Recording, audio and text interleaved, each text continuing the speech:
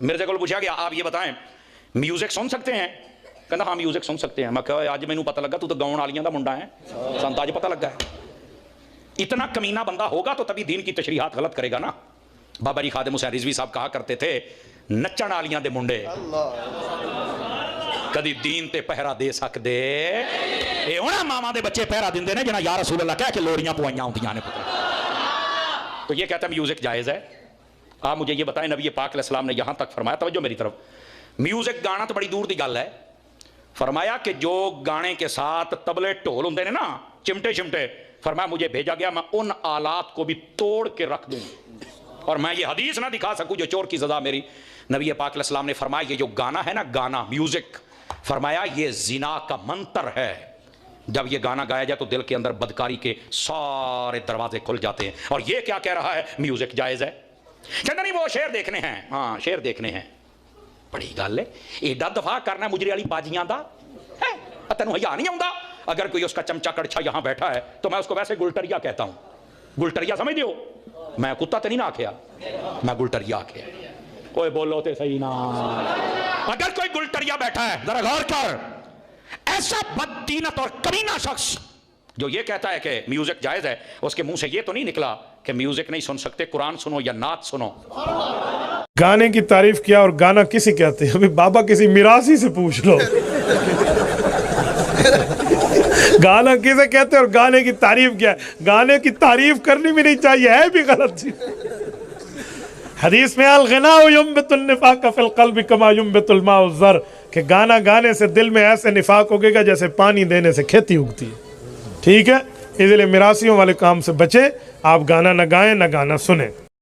अस्सलामु अलैकुम वरहमतुल्लाहि वबरकातुहू। अल्लाह से दुआ करते हैं कि आप लोग खैरियत से होंगे।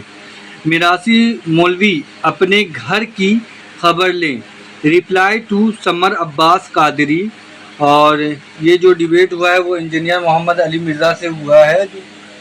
इंजीनियर मोहम्मद अली मिर्ज़ा पर जो है कुछ लोगों ने जो है तहमत लगाया है कि इंजीनियर मोहम्मद अली मिर्ज़ा ने गाने के लेके रिलेटेड कुछ जो बोला था और उससे रिलेटेड जो है इस वीडियो में बयान दिया गया है।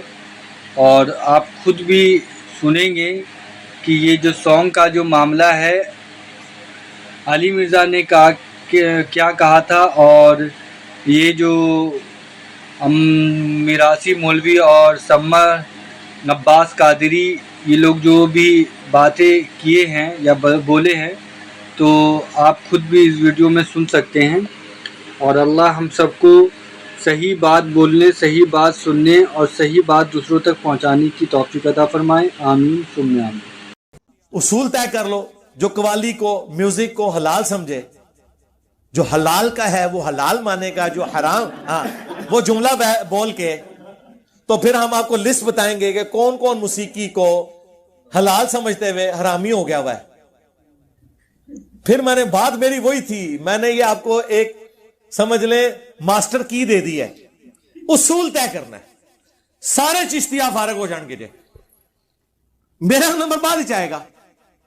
जो जो म्यूजिक के ऊपर फतवा देता रहे ना, वो सारे फारग हो जाएंगे। ये तो कहते हैं ताली बजाना भी हराम है। हाँ जी, बुखारी मुस्लिम में है कि नबी इस्लाम ने कहा औरतें इमाम को इस तरह गलती पर मुत्तला करें, इसको तस्वीक कहा कर, ये ताली नहीं है। और मर्द कहें सुबहान अल्लाह। हालांकि इससे बेहतर हो सकता था तरीका मौसीकी से बचने का कि मर्द कहें सुबहान अल्लाह, औरतें कहें म्यूजिक भी नहीं हुआ, ये तो म्यूजिक है। डॉक्टर जाकिर नाइक के जब जलसों के अंदर तकरीरों में तालियां होती थी तो ये बरेलवी कहता है देखो ताड़ियां मार रहे हैं। अच्छा, कवालां दी ताड़ियां नहीं नजर आंदियां, ਉਹ ਜਿਹੜੀ ਖੁਸਰੇ ਵਾਲੀਆਂ ਤਾਲੀਆਂ ਨੇ ਹੈ, ਇਹ ਵਿਚਾਰੀਆਂ ਮਾਸੂਮ ਦੀਆਂ ਤਾਲੀਆਂ ਜਿਹੜੀਆਂ ਨੇ ਇਹ ਜਿਹੜੀਆਂ ਨੇ ਹਰਾਮ ਹੋ ਗਈਆਂ, ਇਹ ਵਾਲੀ ਜਿਹੜੀ ਹਲਾਲ ਹੋ गई। उसूल खड़ा करो, जवाब ले लो सरकार। हाँ, टाइम क़यामत तक जे उसूल खड़ा करो, जवाब ले लो। म्यूजिक के वाले से हमारा मौक़िफ़ यह है, नबी इस्लाम ने दफ को जायज करार दिया, बुखारी मुस्लिम में।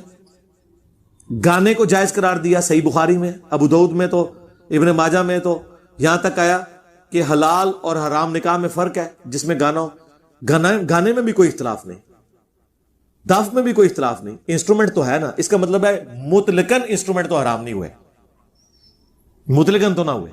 اب جن انسٹرومنٹس کو یہ حرام کہہ رہے ہیں نا, وہ احادیث سے اس کی لسٹ بیان کریں اور اس کی حرمت ثابت کریں, ٹائم قیامت تک جائے. اگر آپ وہ ڈھول والی حدیث لے کے آئیں گے نا ابو داؤد سے, پھر ہم آپ سے اگلا سوال کریں گے کہ نبی علیہ السلام نے تو کانوں میں انگلیاں دی تھیں, عبداللہ بن عمر کی انگلیاں کانوں میں کیوں نہیں ڈلوائی تھیں؟ اور یہ وہ جواب ہیں جو قوالیوں والے ان کو دیتے ہیں. وہ کہتے ہیں نبی پہ واجب ہوتا ہے کہ وہ حرام کو حرام کہتا ہے.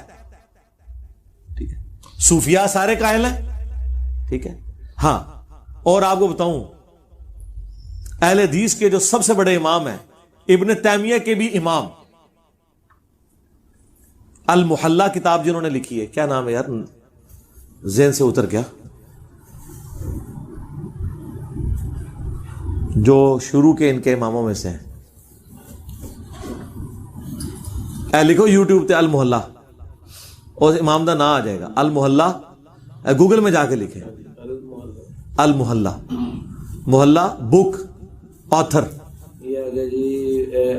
ابن حزم. ہائے میں صدقے, ہائے ہائے گوگل حافظ اللہ, تجھ پہ لاکھوں سلام. ابن حزم وہ ہے کہ ابن تیمیہ تو شاہی کوئی نہیں, ابن تیمیہ سے بھی 300 سال پہلے. ابن حزم نے نہ صرف میوزک کے اس انسٹرومنٹس کو جائز کہا ہے, بلکہ اس کی خرید و فروخت کو حلال کہا ہے, اس کے کاروبار کو حلال کہا ہے. اسی لیے یوسف القرداوی نے میوزک کے حلال ہونے پہ فتویٰ دیا ابن حزم کی بنیاد پہ. اہل حدیثوں قیامت تک ٹائم جائے ابن حزم نکو کے گمراہ سی. ابن حزم وہ ہے کہ جس کے سامنے ابن تیمیہ بھی بغیر وضو کے کھڑا نہ ہو بات کرنے کے لیے. سلفیوں کا بڑا امام ابن حزم مانا جاتا ہے, پہلا غیر مقلد کہا جاتا ہے جی پلانٹ ارتھ پہ, امام وہ داؤد ظاہری, اور اس کے بعد ابن حزم. اور یہ وہ ہے جس کو غامدی صاحب بڑا کوٹ کرتے ہیں ابن حزم کو. المحلہ انہوں نے پیچھے کئی بار لگائی ہوتی ہے, آپ دیکھیں, بخاری مسلم نہیں نظر آئے گی, المحلہ تو نظر آئے گی. ابن حزم تو میوزک کے انسٹرومنٹس کو جائز سمجھتا ہے, اس کے کاروبار کو جائز سمجھتا ہے, اجتہادی خطا ہے. تو سرکار غامدی بھی اجتہادی خطا مان لو. وہی گل, پہلے اصول طے کرو, اس اصول سے سب کو گزاریں, پھر آگے چلیں. ہمارا درمیان کا موقف ہے کہ ترنم گنگنانا, اس کو تو کوئی حرام نہیں سمجھتا. بخاری کی حدیث ہے جو ترنم سے قرآن نہ پڑھے وہ ہم میں سے نہیں ہے. سرکار یہ مشاری جو کچھ کر رہا ہے قرآن کے ساتھ, یہ ترنم نہیں ہے. اور اگر قرآن ایسا نہ ہوتا تو ترنم سے پڑھا بھی نہ جاتا. میں تو چونکہ میں تو ایک فیلڈ ہے نا یہ, میں تو بعض اوقات ترنم میں بھی پوری پوری صورتیں پڑھ لیتا ہوں اس طرز میں, جس طرز میں قرآن سنا رہا ہوتا ہوں. تو آپ اس کو میوزک کہہ دیں گے, انسٹرومنٹ کہہ دیں گے.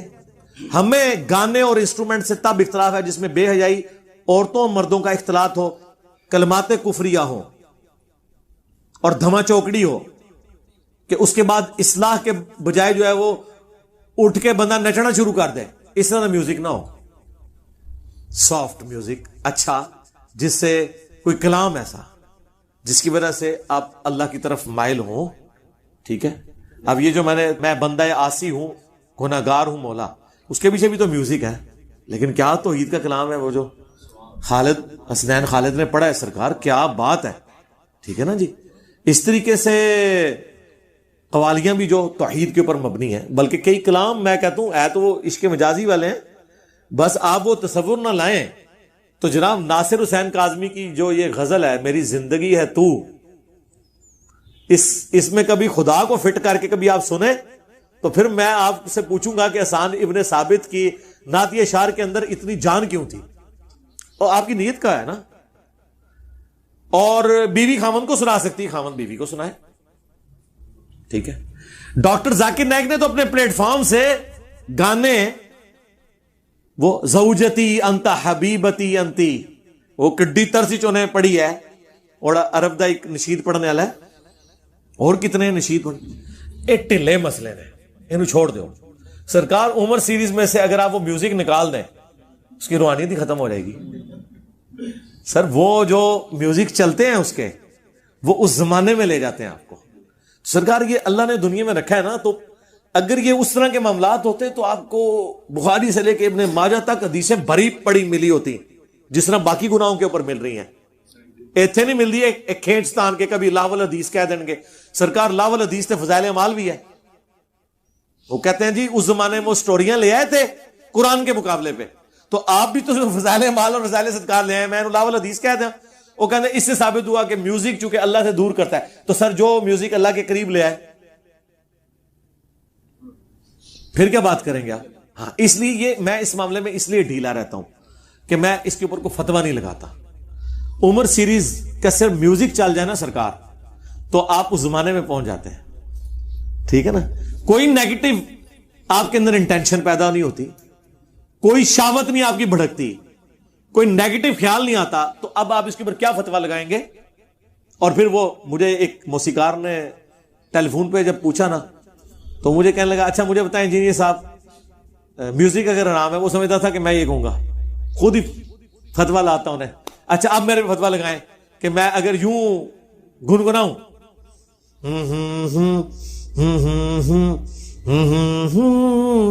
تو کیا فتویٰ لگائیں گے آپ؟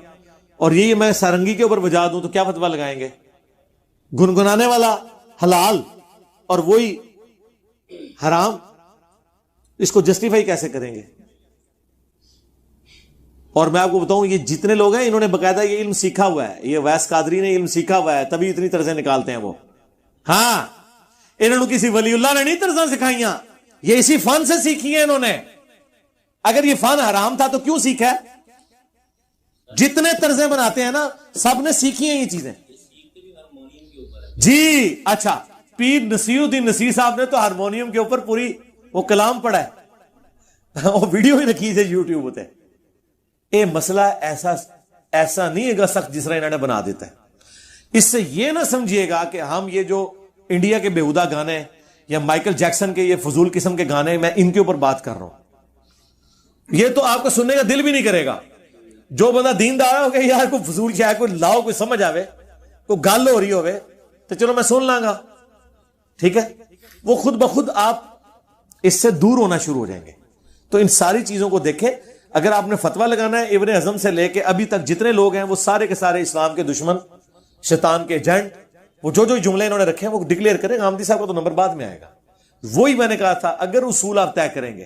یہی وجہ ہے کہ میں آپ کو اکثر جگہ فتووں میں ڈھیلا نظر آتا ہوں. میں کہتا ہوں نماز ان کے پیچھے پڑھوں گا, کیوں؟